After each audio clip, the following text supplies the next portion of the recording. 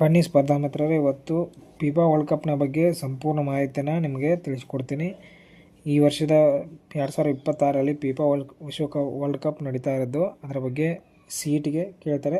ಪ್ರಸ್ತುತ ಈಗ ನಡೀತಾ ಇರುವಂಥ ಸಿವಿಲ್ ಪ್ರಶ್ನೆ ಮತ್ತು DR ಪೊಲೀಸ್ ಕಾನ್ಸ್ಟೇಬಲ್ಗಳಿಗೆ ಇದು ಅತ್ಯಂತ ಉಪಯುಕ್ತ. ನೋಡೋದಾದರೆ ಮೊದಲನೇದು ಫಿಫಾ ವರ್ಲ್ಡ್ ಕಪ್ ಅನ್ನೋದು ಇದು ಫುಟ್ಬಾಲ್ಗೆ ಸಂಬಂಧಿಸಿದಂಥ ಒಂದು ಗೇಮ್ ಆಗಿದ್ದು, ಇದು ಫಿಫಾ ಎಂಬ ಫೆಡರೇಷನ್ನು 1930ರಲ್ಲಿ ಸ್ಥಾಪನೆಯಾಗುತ್ತೆ.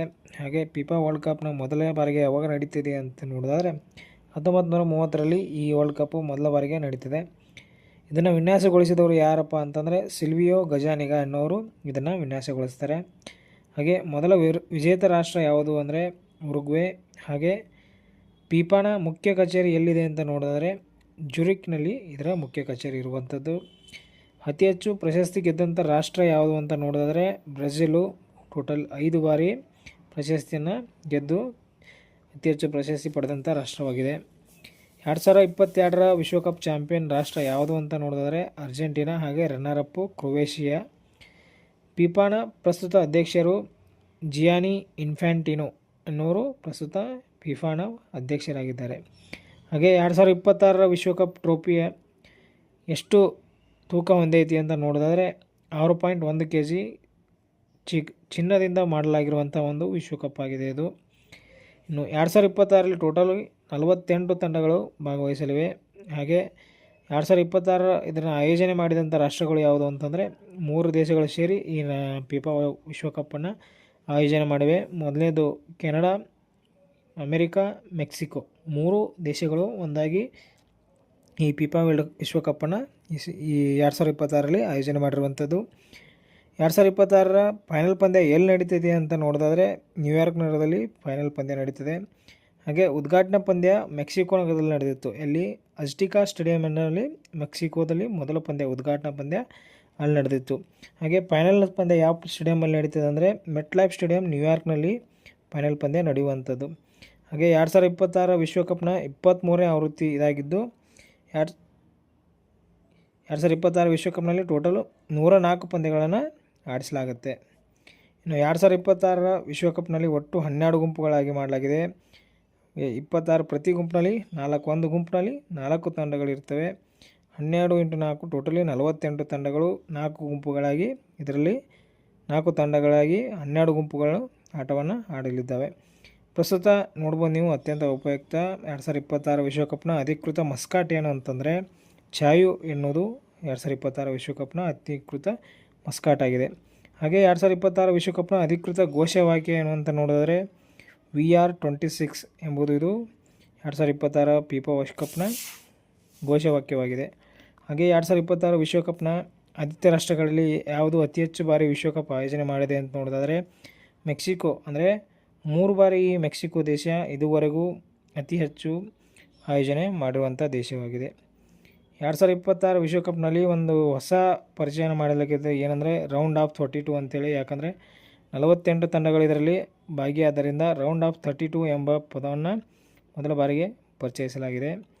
2026 ವಿಶ್ವಕಪ್ನಲ್ಲಿ ಒಟ್ಟು 16 ಕ್ರೀಡಾಂಗಣಗಳು ಬಳಕೆಯಾಗುತ್ತೆ. 16 ಸ್ಟೇಡಿಯಂಗಳನ್ನ ಬಳಸ್ಕೊಳ್ತಾರೆ. 3 ದೇಶಗಳ 16 ಕ್ರೀಡಾಂಗಣಗಳು, ಕೆನಡಾ, ಅಮೆರಿಕ, ಮೆಕ್ಸಿಕೋ ದೇಶಗಳ 16 ಕ್ರೀಡಾಂಗಣ ಇದರಲ್ಲಿ ಬಳಸಿಕೊಳ್ತಾಗಿದೆ.